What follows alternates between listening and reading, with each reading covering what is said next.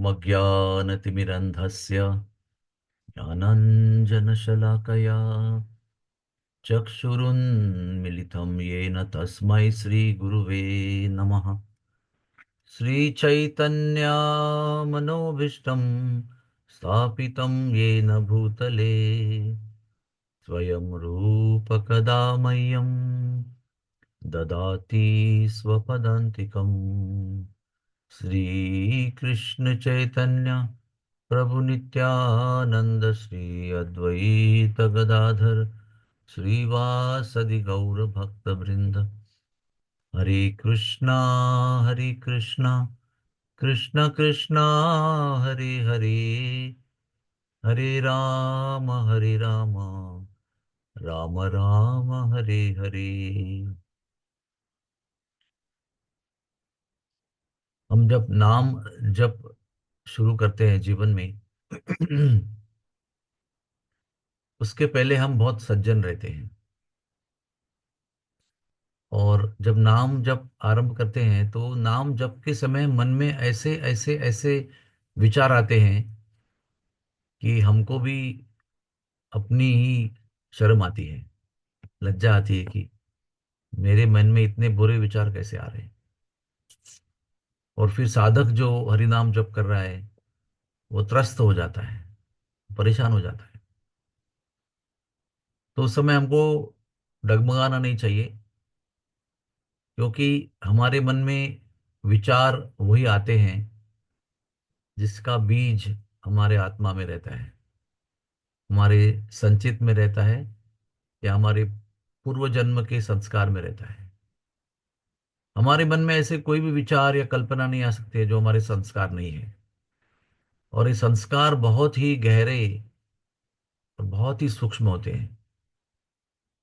ये कई जन्मों का सार रूप में, बीज रूप में हमारे आत्मा में विराजमान रहते हैं।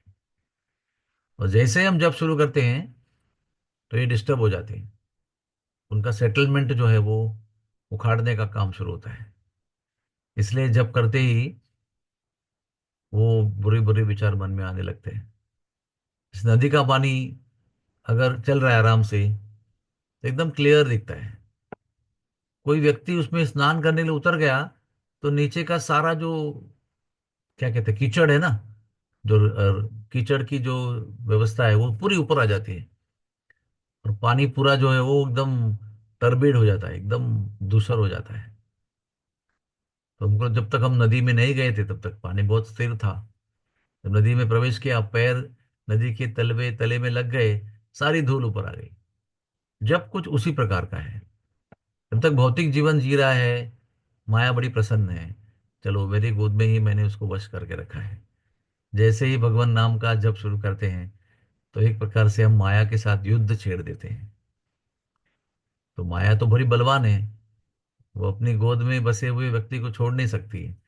तो फिर वो आपके और हमारे अंदर छुपे हुए सूक्ष्म रूप में बसे हुए सारे जो संस्कार है तो जागरूक कर देती है और आगे आगे भेज देती है। तो उस समय क्या करना चाहिए? उस समय डिस्टर्ब होने की आवश्यकता नहीं है। इस सत्संग में हमको पता होना चाहिए कि ये होने वाला है। मन जो है वो कई जन्मों के संस्कार लेके चल रहा है, तो वो तो विक्षेपित हमको करेगा ही। तो उसका उपाय केवल नाम ही है, यह ध्यान रखना। और कोई भारी उपाय नहीं करना है, कोई गोली नहीं खानी है उसके लिए। नाम जब जब हम ध्यान पूर्वक करते हैं तब जाकर ये विक्षेप निर्माण होते हैं। तो विक्षेप निर्माण होने का लक्षण जो है ये, नाम जब आप अच्छा कर रहे हैं इसका ही लक्षण है। लेकिन उन उन विक्षेपों को आपको त्याग करना है और एकाग्र होकर एक चित्त होकर जप करना है। तो और गहराई से आपको और हमको जप करना होगा। और जब मन में ऐसे बुरे विचार आते हैं और ध्यान भटकता है तो प्रार्थना करनी चाहिए, हे भगवान मुझे इन विचारों से बचाइए, क्योंकि ये मेरे आपके ऊपर का ध्यान विक्षेपित कर रहे हैं, मुझे भटका रहे हैं। तो प्रार्थना ये सबसे पावरफुल उपाय है। माया आपको छोड़ेगी नहीं। माया तो आपको जब तक आप उसके गोद में, वो चाहती है कि उसके गोद में ही रहे। लेकिन आपको भगवान की गोद में जाना है, तो खींचेगी आपको वो। तो उस समय पुकारना चाहिए, अपने सहारे को, अपने आश्रय को पुकारना चाहिए। जब हम पुकारेंगे ना, तो फिर माया हतबल हो जाती है। जहान कृष्ण तहान नहीं माया अधिकार। जैसे कृष्ण को पुकारते हैं हम, तो माया फिर पराभूत हो जाती है। तो भगवान नाम ही उसका उपाय है। जब तक हम भगवान नाम को अधिक गहराई से नहीं पुकारेंगे, तब तक ये विचार आते रहेंगे, और विचार आते रहेंगे, और विचार जाते भी रहेंगे। जैसे हम रास्ता में चलते हैं ना, और बहुत लोग मिलते हैं। कुछ लोग खांसी करते हैं, कुछ लोग करते हैं अपना ध्यान आकर्षित करने के लिए। लेकिन हम लोग रास्ते में रुकते नहीं है, हम चलते रहते हैं। हाँ, किसी को हरी बोल कर दिया, चलते रहते हैं। जो व्यक्ति को समय पर अपने लक्ष्य के स्थान पर पहुंचना है, वो रास्ते में 50 लोग आके मिलेंगे, कुछ बातें करने लिए, तो वो तुरंत चलते रहेगा, वो बात नहीं करेगा उनसे। बात करने के लिए रुक गए, तो आप लक्ष्य से भ्रष्ट हो गए। इसलिए जैसे हम रास्ता में सफर करते हैं, वैसे ही हम आध्यात्मिक मार्ग पर नामस्मरण करते हुए चल रहे हैं। बहुत लोग मिलते हैं बीच में उसके, काम वासना मिलती है, ईर्ष्या मिलती है, नींद भी मिलती है, बहुत सारी विकल्प मिलते हैं उसमें। तो सबको देखते हुए, दुर्लक्ष्य करते हुए आगे आगे चलना है, आगे ही चलते रहना है। जबकि जब को छोड़ना नहीं है, नाम को छोड़ना नहीं है। और इसके लिए जागरूक रहना जरूरी है। अवेयरनेस इज वेरी इंपॉर्टेंट, कि मेरा मन भी भटक रहा है, ये भी हमको पता होना चाहिए। कभी कभी मन ऐसा भटकता है कि पता ही नहीं चलता है। 1 घंटा में दुनिया घूम के आए, तो मैं 8 माला भी चली गई, समझ में नहीं आया कब 8 माला हो गई और कब मैं वापस आ गया। तो इसलिए हम लोग हर एक मंत्र के बाद में जय श्री कृष्ण चैतन्य मंत्र पुकारते हैं। एक क्या कहते हैं उसको, रिव्यू लेते हैं कि भाई क्या हुआ, 108 मंत्र में मैं कहाँ कहाँ घूम के आया। तो प्रार्थना करते हैं, भगवान अगले 108 मणियों में मेरा मन आप में लगे।